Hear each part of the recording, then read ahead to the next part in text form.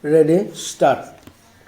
The present appeal depicts a factual score where this court is constrained to say that delay in disposal of the application by the Debt Recovery Tribunal and the appeal by Debt Recovery Appellate Tribunal have the effect potentiality of creating a corrosion in the economics effect potentiality of creating a corrosion in the economic spine of the country. It exposits a factual expose which is not only perplexing but usher in a sense of puzzlement which in the ultimate eventuate compels one to ask how long can the financial institutions would suffer such attitude?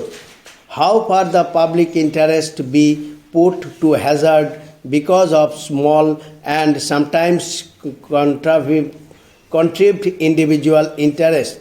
To what extent the defaulters be given protection in the name of balancing the stringent powers vested on the banks and the statutory safeguards prescribed in favor of loanees? Even assuming there are legal lapses and abuses, how long the statutory tribunals take to put the controversy to rest, being oblivious of the fact that the concept of flexibility is inseparably associated with valuation of any asset.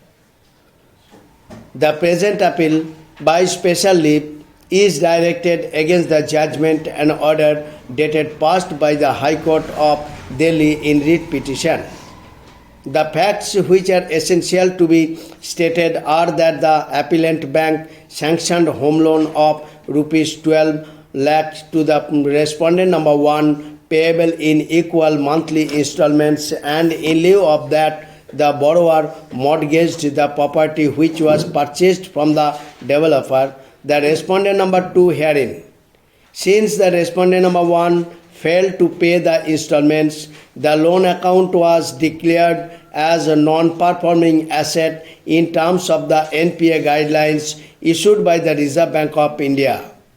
The appellant bank issued a notice under section 13 within bracket 2 of the scrutinization and reconstruction of financial assets and enforcement of Security Interest Act 2002 to the respondent number 1, directing him to pay the amount due. Since the respondent number 1 did not make any payment, the Tahsildar Gurgaon took possession of the mortgaged property as per the order of the district magistrate and handed over the same to the appellant bank.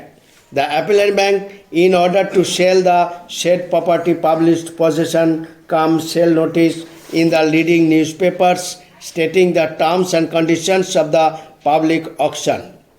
In response to the said notice, the respondent number 3 submitted its bid form for purchasing the said property.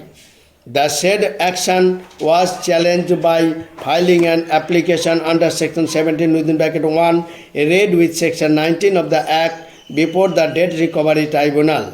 The application was presented on before the RT to Delhi, and the concerned presiding officer declined to pass any order and sought appropriate directions from the Debt Recovery Appellate Tribunal for transfer of the said application to some other DRT. As no order was passed by the DRAT, the matter was again placed before the DRT2, and that day the DRT was informed that the bank had already taken over possession of the property in question and put the same into auction for sale. The borrower preferred a writ petition before the High Court on, and the High Court directed the borrower to deposit certain amount with the bank and further directed status quo as regards the property to be maintained.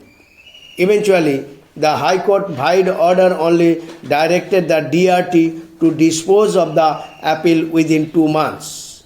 While finally disposing of the writ petition, the High Court opened that though no order was passed by the DRT as the presiding officer was awaiting orders from the appellate forum.